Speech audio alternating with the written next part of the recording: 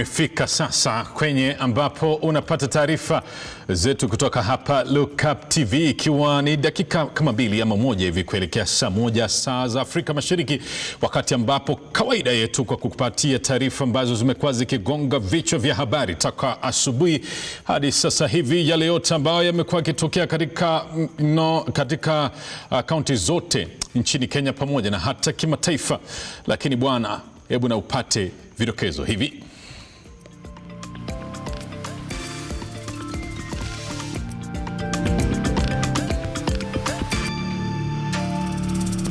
Wezi 6 wa magari wakamatwa huku magari mawili yakinaswa Kiambu. Zilikuwa karibu 14, kondoo 5, huko ndio walikuwa wengi, around 400. Mali ya thamani yateketea, wakiwemo kuku 400 baada ya moto kuteketeza boma kaunti ya Kakamega. Waziri wa usalama afika mbele ya kamati ya usalama kuelezea hali ilivyo maeneo ya kaskazini na mashariki mwa nchi baada ya msako dhidi ya majangili. Serikali yaahidi kuhakikisha kwa utumizi wa kuni kwenye upishi utafutiliwa mbali baada ya mwaka mmoja. Na Josephine huko ni mtangazaji wetu wa ishara, nami ni Naye Lamech Aungo. Matangazo haya yanarushwa kwenye mtandao wetu wa kijamii wa Facebook ambapo tunapatikana Look Up TV, na katika Twitter utatupata @LookUpTV.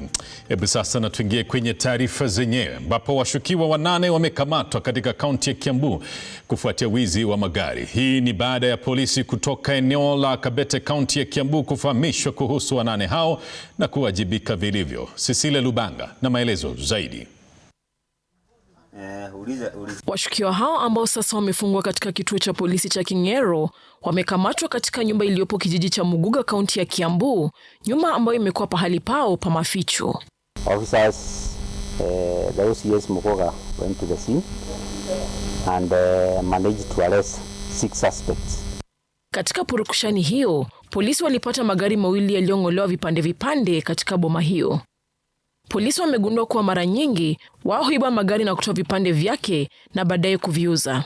We also recovered another vehicle, a Duke vehicle, which we are yet to establish whether it is also a stolen motor vehicle. We believe both motor vehicles are stolen. Kumekuwa na wizi ambayo imekuwa ikifanyika sehemu hii, lakini sana magari zenye zinakatakatwa hapa zinakuwa zimetolewa nje ya location yetu ya Muguga. Lakini tumekuja kujua kwamba wanaofanya kazi hii mbovu ni wengine kama kijana mwenye boma hii. Waiting for the scenes of crime personnel from DCI headquarters to come and do restoration so that we can partner with the NTSA to know the owner of the vehicle. Hawa 8 ni wanaume 6 na wanawake 2 ambao walipohojiwa na polisi hawakuweza kueleza vilipo vipande vya magari. 8 hao wamezuiliwa katika kituo cha polisi cha King'ero huku polisi wakianzisha uchunguzi. Cecilia Lubanga, runinga ya Look Up.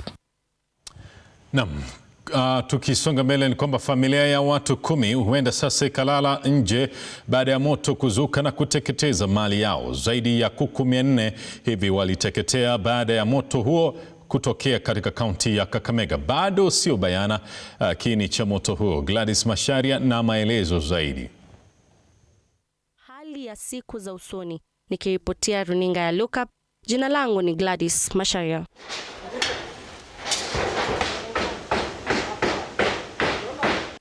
Baadhi ya wakaazi wa eneo hilo wameitaka serikali ya kaunti kuhakikisha barabara za eneo hilo zinapitika vyema ili kusaidia gari la zimamoto kuwafikia waathiriwa kwa wakati ufaao kuokoa hali ya siku za usoni.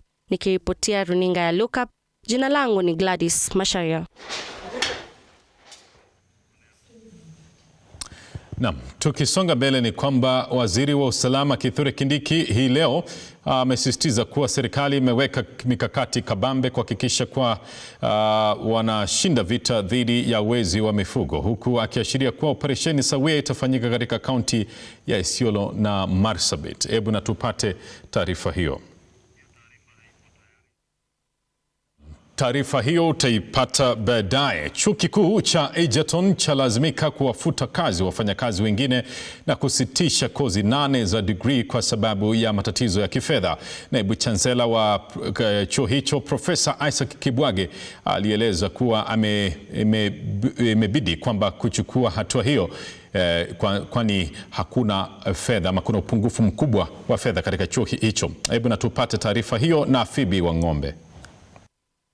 Kozi 8 za degree katika chuo kikuu cha Egerton zitasitishwa na wafanyikazi wengine kufutwa kazi kama sehemu ya juhudi zinazoendelea za kukarabati chuo kikuu hicho kilichokumbwa na matatizo ya kifedha. Akitangaza hayo, naibu chancellor Profesa Isaac Kibwage ameelezea imebidi kuchukua hatua hii kufuatia matatizo ya kifedha chuoni humo. So ladies and gentlemen, that's why you are here, for me to tell you, having looked at those deficits, the funding gap we have can only be addressed by right sizing. Shahada ya teknolojia katika uhandisi wa kiraia na shahada ya sayansi, mazingira ya udongo na usimamizi wa matumizi ya ardhi ni baadhi ya kozi ambazo zimeondolewa. Phoebe wa Ng'ombe, Look Up TV. Naam, tunarejelea taarifa yetu ambapo waziri wa usalama Kithure Kindiki hii leo amesisitiza kuwa serikali imeweka mikakati kabambe kuhakikisha kuwa wanashinda vita dhidi ya wezi wa mifugo, huku akiashiria kuwa operesheni sawia itafanyika katika kaunti ya Isiolo na Marsabit, kama anavyoarifu Ian Kitanya. We are not retreating. We won't retreat. We will populate that region with enough security deployments and stay there, develop the area and stay there for good and make sure those areas become the solution for Kenya's economic prosperity in the years to come. And I want to assure the people of Kenya we'll win this battle. Just a matter of time. We will win it. We will crush bandits. Many years later, when we are not around, banditry and the terrorism in the north will be taught in schools as part of history. And we are not in a contest with anybody. Neither are we looking for popularity. We'll crush the bandits, we'll crush their sponsors, we'll crush their sympathizers. We will deal with them because this is about the survival of our country. It is nothing else. We will release all the government machinery to recover, first of all, the property that has been stolen.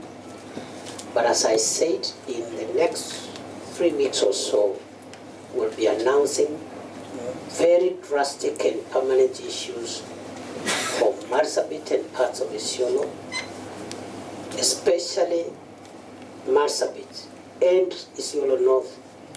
What is cooking there could generate genocidal activity in the future. It's about communities and communities trying to, finish each other. And that's very dangerous in a modern country. So allow.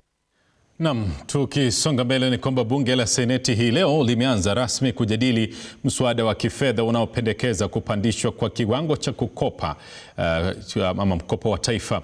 Mswada huo ambao umependekezwa na seneta wa Mandera Ali Roba na kuungwa mkono na seneta wa Kakamega Boni Khalwale unapania kuwezesha serikali ya Rais William Ruto kukopa pesa zaidi kuangazia upungufu uliopo katika bajeti. Katika awamu ya kwanza ya mjadala, maseneta wa upande wa serikali wameonekana kushabikia mswada huo, huku wenzao wa upinzani wakielezea wasiwasi na mswada huo.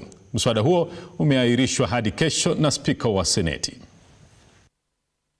I would like to urge Kenyans, and especially the opposition, or rather the minority side of the House, to take a bit of time and understand debt. To take a bit of time and think about debt. There's nothing wrong with debt. In fact, one thing I learned from my teacher, who taught me private practice at the School of Medicine at the University of Nairobi, is that you must borrow. The problem is how you use the money that you have borrowed. There's been a lot of hue and cry about raising, oh, it is wrong to raise the ceiling on debt. There's nothing wrong. You can raise it and raise it on condition that when you borrow the money is injected into the development aspect of our budget. Mr. Speaker, it is good that we voice our concerns and tell Treasury and all stakeholders, particularly the Treasury, that we are concerned as a country. We do not want to earn a dubious reputation as a nation of defaulting on sovereign debt obligations. Kenya's high level of debt will raise the fiscal vulnerability and increase interest payments on public debt. Kenya is a member of the East African community. Already you have breached the limits within the treaty on borrowing.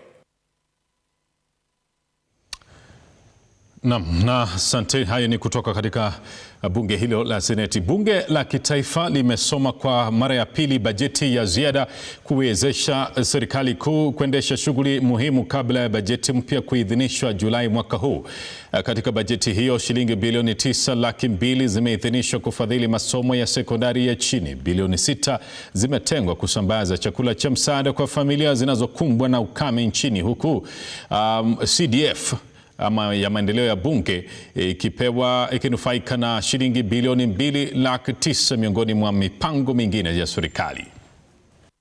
I want to say, Honorable Speaker, that this supplementary budget of this first supplementary budget under the new administration has taken care of about 3 items that are so important where the country is at the moment. Honorable Speaker, there is 6 billion shillings that has been allocated to go into drought mitigation, which at the moment we know the situation the country is facing. We have almost every corner of this country, we have a drought that is ravaging every area, and Kenyans are suffering because they're not able to do their normal, get the normal food, and even the food baskets have been affected. So this 6 billion, Honorable Speaker, has been allocated for food relief. Some of us come from ASAL areas, Honorable Speaker, and therefore we are calling upon government. The immediate this supplementary budget is passed and signed into law, we expect that suffering Kenyans need to get this food, and therefore all the apparatus of government that are concerned in the distribution must move in fast to save lives, Honorable Speaker. Honorable Speaker, we know the confusion that is going on right now under junior secondary. This supplementary budget has allocated 9.2 billion shillings to go and sort out the mess we find in the junior secondary space, Honorable Speaker.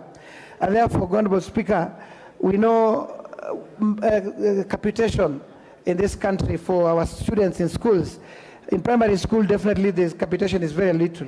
But now that junior secondary is domiciled in primary schools, we expect now even the primary school to now have sufficient funds, Honorable Speaker, to make them viable, Honorable Speaker, because we have primary schools, Honorable Speaker, that have very low enrollment, and therefore the little money they receive under primary school capitation is never enough to run the schools, Honorable Speaker.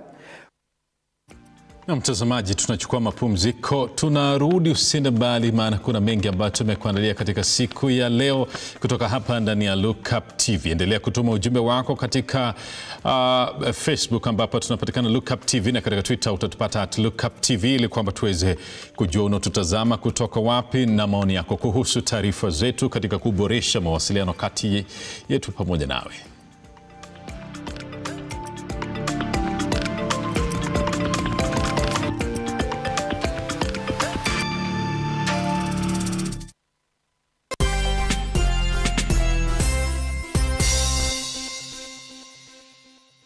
Susan, ulishinda how much na Lotto? Nilishinda 200,000. 200,000 Kenya shillings. Lotto ulisikia wapi? Lotto nilisikia kwa TV. Ndio naonanga kwa TV kama watu wameshinda, ndio nimejaribu mara nyingi na inasingiangi, lakini round hii nimejaribu ikaingia. Kwa radio, kwa TV, adverts kwa Facebook.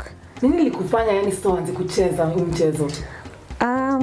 I guess nilikuwa naona pia venye wanafanya hizo charity activities and I was like hata kama sitashinda at least it will help somebody somewhere. 200,000 unaenda kufanya nini nayo? I guess nita set up a beauty parlor because I only do house calls for now. Hizi pesa kwanza nataka kurudisha naye watoto kwa shule. Ya pili nataka kuongeza naye biashara yangu iwe juu kali, nataka kutana kufungua mahali pengine. Sasa ikuwe mbili nikiandika watu huko tena pande hii ni kupande hii itanisukuma kidogo kuliko kama niko na moja. Unazambia wa Kenya nini ambao wa believe in game? Naweza waambia Lotto is real, si scam, waendelee kucheza, wanaweza kuwa lucky washinde. Over 18s only. Gaming can be addictive. Play responsibly. This message has been approved by the BCLB. Changamka, cheza Lotto.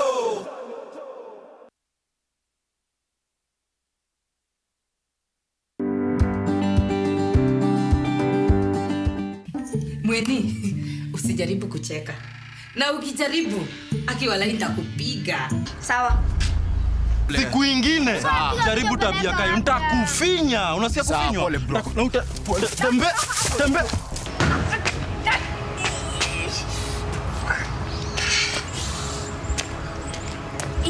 Mapua yako inuse kama imesimama. Isinuse kama iko upside down. Unaona sukari na kuku kwa matanga ya Muluya zikikosa, matanga inakuwa postponed.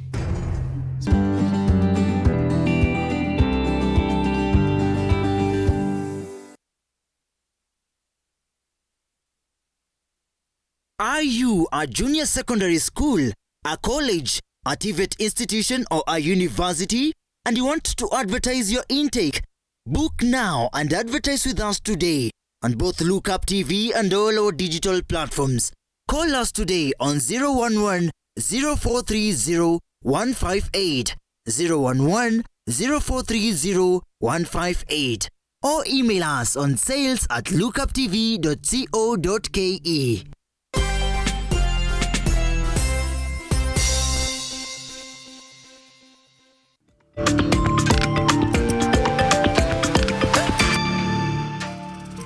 Mtazamaji, karibu tena katika awamu ya pili ambapo tunaendelea kukupasha taarifa kutoka hapa ndani ya Lookup TV, kitu ambacho kinatangaza moja kwa moja kutoka hapa jijini Nairobi na kitu ambacho kinakuletea taarifa ambazo zimekuwa zikigonga vichwa vya habari tangu asubuhi kutoka kaunti zote nchini Kenya. Tukisonga mbele ni kwamba Naibu Rais Rigathi Gachagua hii leo amekutana na wawakilishi wa wafanyabiashara wadogo kutoka kaunti ya Nairobi, siku moja tu baada ya wafanyabiashara hao kuandamana wakililia ushindani kutoka kwa wafanyabiashara wa kigeni nchini. Gachagua aliwahakikishia kuwa serikali itangazia changamoto zinazoathiri biashara zao vilivyo. To build our relationships with all friendly countries. We want to grow trade. We want to increase the volume of trade. We want to send exports there, as is they send their exports here, and we will look for a solution without antagonizing any country, without antagonizing anybody. The Ruto administration is a people's government, and one of our tool of governance is continuous engagement with the people of Kenya. And it's for that reason that I granted that audience, because we are people's government. That the Ruto administration will continue to listen to the people of Kenya. And you are welcome to all our offices. We have told our cabinet secretaries, our principal secretaries, to open the doors to the people of Kenya. We'll have time to listen to you all the time. And that is why we are here today, to listen to you. This is a listening government. It's a people's government. It's a government that respects the people. It's a government that listens to its people. It's a government that is willing to dialogue and engage with its citizens, because that is the right thing to do. That is why you are in this meeting. And you are welcome not just today. Even when we sort out your issues, they get better. Don't just come when there are problems. Come and say, no, Deputy President, our things now are okay. And you can invite me for a drink when things are better. Don't just come when there are problems. This is your office. Without you, I will not be here. Without you, President William Ruto will not be in State House. And that we know. When you look at the businesses, our direct, the jobs that we have created in this country, it's more than 1 million. And I even want to narrow down to Nairobi. When you look at the number of shops that we have in Kikomba, Kamukunji, Nyamakima, River Road, Kirinyaga Road, when you combine all that, on average, each shop has at least 3 employees. Naam, serikali kupitia Wizara ya Kawi imeanza mradi ambao utahakikisha kwamba upishi unatumia kawi safi baada ya kuni kufikia mwaka ujao. Haya yanajiri baada ya serikali kuzindua mradi wa kupakia gesi ya upishi ya taifa mjini Mombasa. Taarifa hii utaipata, lakini baadaye pia utapata taarifa za spoti. Abigail Shida anatueleza zaidi. Siku 4 baada ya rais kuzindua mpango wa kutengeneza gesi ya mapishi jijini Mombasa, Wizara ya Kawi sasa yalenga 100% ya matumizi ya kawi safi huku nchini ili kumaliza matumizi ya kuni yanayoathiri mazingira. Akizungumza katika programu ya uongozi wa Kawi, Wycliffe Ogalo aeleza jinsi hii kawi safi itafaidi maisha ya wananchi. The INEP has elevated the status of clean cooking, which has previously received less attention, to become a priority under energy access at both national and county levels, complete with facilitative budgets for implementation. INEP is a tool for operationalizing the various strategies and action plans designed to implement the Energy Policy 2018. Serikali inafuatilia ujenzi wa mradi huu kuona kuwa imefaulu na wananchi kupata huduma bora za vifaa hivi vya kupikia vinavyotumia kawi safi. Energy is a critical sector.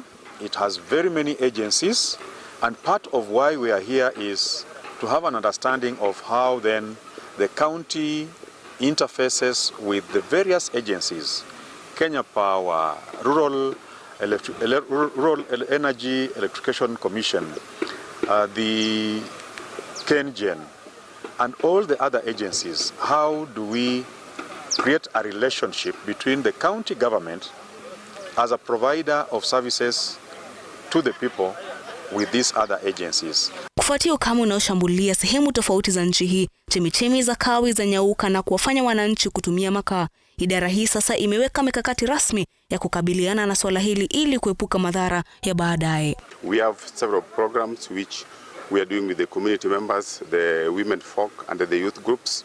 We are trying to capacity build them towards clean stoves, and also the energy efficient jikos, which we are trying to capacity build them along programs which we have with the partners, and it is picking up very well. Abigail Shira, Runinga Look Up.